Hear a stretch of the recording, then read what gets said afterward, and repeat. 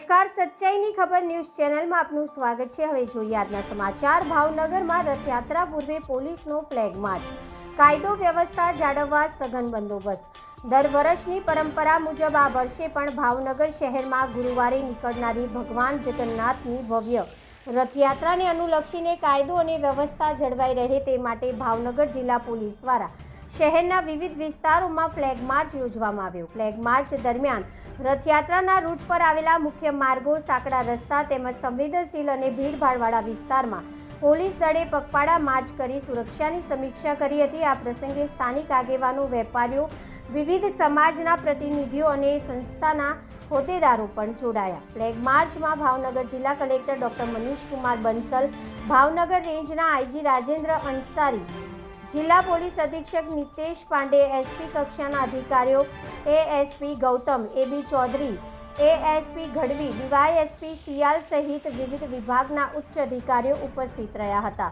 આ flag March 500થી વધુ police કર્મચારીઓ અને અધિકારીઓએ ભાગ લીધો હતો। ફ્લેગ માર્ચ રથયાત્રાના વિવિધ રૂટ પરથી પસાર થઈ લોકોને શાંતિ, સૌહાર્દ અને કાયદાનું પાલન કરવાની અપીલ કરવામાં આવી હતી। સાથે જ રથયાત્રા દરમિયાન કોઈ અનિચ્છનીય ઘટના ન બને તે માટે ચુસ્ત પોલીસ બંદોબસ્ત ગોઠવવામાં આવ્યો હોવાનું जिला पुलिस तंत्र ने जणाव्યું હતું।